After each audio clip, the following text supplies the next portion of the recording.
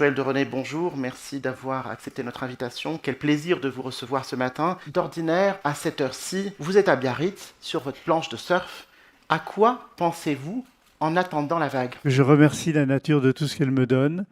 Et donc je pense à ça, je pense à la remercier, parce qu'une vague, un miracle, c'est quelque chose qui donne du plaisir, mais qui fait aussi très peur quand elle est très grosse. Je pense à l'écosystème qui me donne tout cela et comment le remercier en retour. Et le fluide dans tout ça, ce mouvement Alors, permanent. c'est la fluidité qui me frappe, la fluidité et le déséquilibre contrôlé. Quand on est sur une planche de surf, si on est immobile, on tombe. La planche bouge sous la vague, la planche bouge sous mes pieds, la tête ne bouge pas, elle est constamment en équilibre avec le corps. Et donc, je pense que cette notion de déséquilibre contrôlé, on peut l'appliquer au management de sa vie et au management des entreprises. Être en déséquilibre contrôlé, c'est savoir quand est-ce qu'on a franchi la limite de l'équilibre, quel est le cap qu'on veut tenir et comment y revenir. Parce que pour vous, l'équilibre, c'est la mort. Quand on est en équilibre sur une planche, on tombe. L'équilibre, c'est la mort, c'est dans la dynamique des interactions qu'on construit. En fait, on s'est aperçu que c'est la dynamique des interactions qui crée l'émergence de la nouveauté. Et là, il y a la notion de fluide et de flux qui va intervenir. Alors, la notion de flux, elle est très importante dans la vie d'aujourd'hui et j'ajoute, moi, la glisse. Il y a le flux. Le flux, déjà, beaucoup l'ont décrit, Saint-Mihaly, Laborit. Mais la notion de glisse, elle va au-delà du flux. Dans la vie, quand vous êtes confronté à des situations inextricables, à des gens très rigides, à des gens très fermés sur eux, la glisse est un moyen de fuir, mais dans le sens noble du terme. C'est-à-dire de fuir pour trouver des alternatives, passer à travers les murs, surmonter les obstacles. Et donc, pour moi, la glisse, formée par le surf, est aussi un style de vie. Et donc, la glisse, la force, et la force, il y a l'équilibre, enfin, le flux. C'est cet équilibre-là entre cette combinaison entre les deux que vous expliquez dans votre ouvrage. Oui, c'est ce que j'appelle les rapports de flux par rapport aux rapports de force. Les rapports de force, on peut les simuler comme ça, par deux points qui s'affrontent. On n'en sort que par une escalade. C'est ou l'un qui a gagné ou l'autre qui a gagné. Les rapports de force, c'est un jeu à somme nulle. Alors que les rapports de flux, qu'on peut exprimer comme ça, c'est comme le win-win.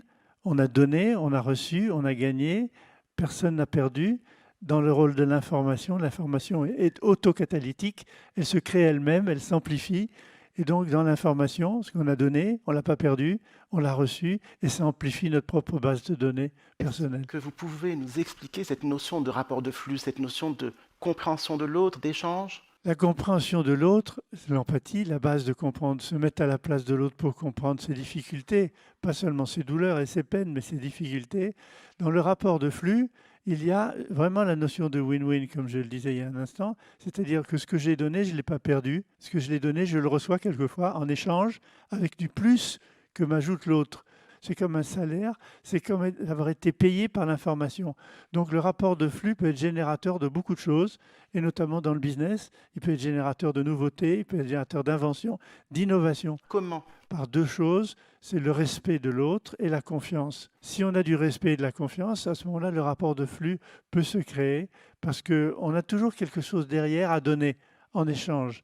Et donc pensons toujours à un rapport de flux plutôt qu'au rapport de force. Vous avez toujours la vue pyramide et la vue transverse. C'est le parallèle que vous faites. Le rapport de force, c'est un rapport parfois directif.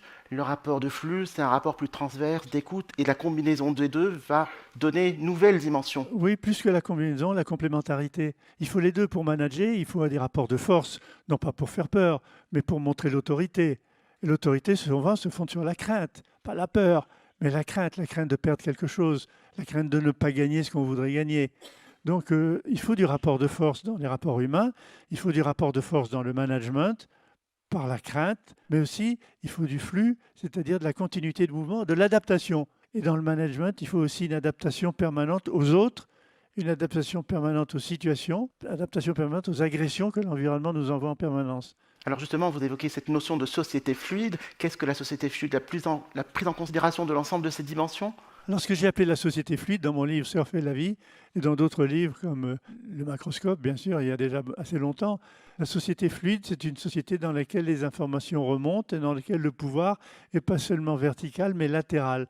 C'est-à-dire le pouvoir pour tous, le pouvoir de l'échange, le pouvoir du respect, le pouvoir par la parole, le pouvoir par les actes. C'est-à-dire le pouvoir qui permet d'être plus, pas seulement d'avoir plus, mais d'être plus avec les autres et pour soi-même. Alors, le thème de ce meet-up, c'est révolution empathique. En quoi est-ce une révolution? Ça fait longtemps qu'on parle d'empathie, ce n'est pas nouveau. Pourquoi est-ce qu'aujourd'hui, ça devient clé, ça devient déterminant?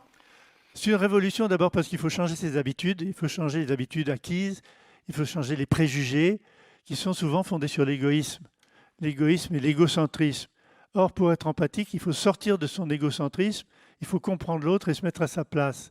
Alors pourquoi aujourd'hui l'empathie devient un enjeu essentiel dans les entreprises et dans la vie quotidienne, dans les familles, dans les associations?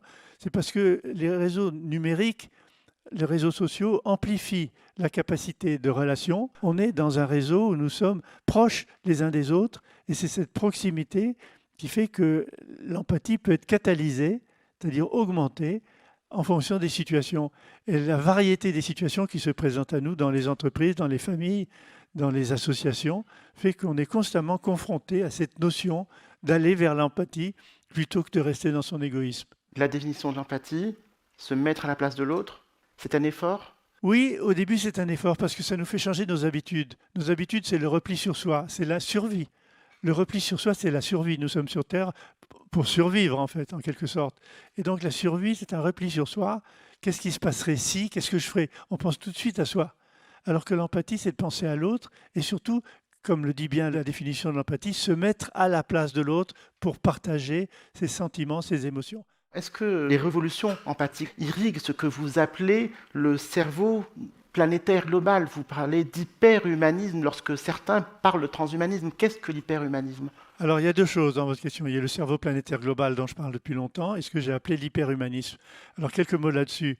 Je pense que nous, les neurones humains, nous nous connectons les uns aux autres. On le voit déjà aujourd'hui avec Internet, avec les réseaux sociaux. Et nous créons une sorte de réseau neuronal planétaire.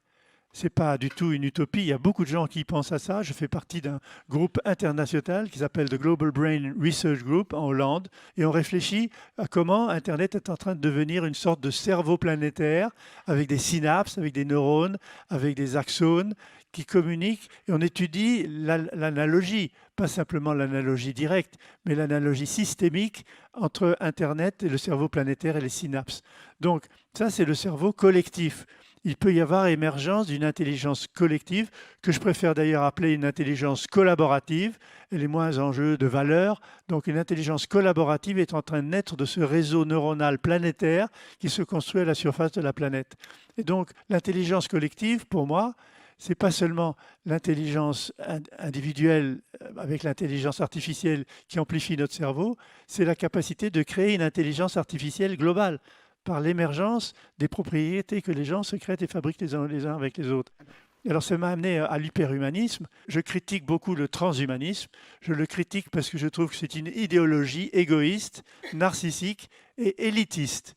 Elle se concentre sur l'individu. On va implanter des puces dans notre cerveau, on va implanter des organes fabriqués par des imprimantes 3D, on vieillira jamais. Alors que tout nous montre qu'au contraire, l'évolution de l'humanité va vers l'interactivité collective. Intelligente, mais l'interactivité collective voulue et pas subie. Donc c'est pour ça que j'ai inventé cette notion de hyperhumanisme à la place du transhumanisme. Vous venez de parler de collaboration, alors justement la connexion entre l'empathie et la collaboration, c'est cette empathie qui va permettre d'accélérer la collaboration. Absolument, il n'y a pas que l'empathie, il y a le respect de l'autre, il y a le partage, la solidarité, la générosité. Voilà les valeurs qui sont ensemble dans cette empathie. Partage, générosité, solidarité, écoute de l'autre, respect des diversités. Quel est le titre de votre prochain ouvrage? Alors ce n'est pas le titre, mais c'est le thème, c'est le grand principe organisateur de l'univers, en abrégé le GPO.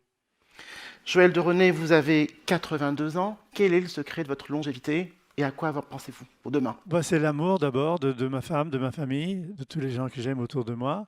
C'est de donner aux gens l'envie du futur. C'est la curiosité permanente. Je passe mon temps à m'informer pour donner, pas m'informer pour moi, mais m'informer pour partager comme prof, comme consultant, comme père de famille, comme père de 9 petits-enfants. Donc c'est le partage. La connaissance, pour moi, elle n'est bonne que si je peux la partager, donner envie aux autres d'aller plus loin. Et l'empathie est fondée sur le partage aussi, se mettre à la place de l'autre, c'est le comprendre pour partager, être solidaire. Empathie rime avec solidarité et partage, et respect. Merci à vous, Joël de René. Merci de vos questions.